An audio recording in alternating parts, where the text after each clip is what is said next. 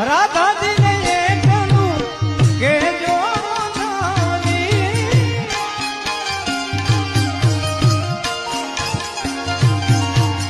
રાધાજીને એકલું કહેજો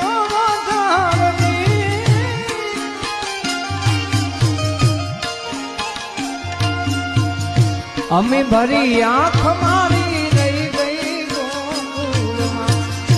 અમે ભરી આંખ મારી રહી ગઈ ગોકુળમાં નંદલાલા ને માતા યશોદાજી સાંભળે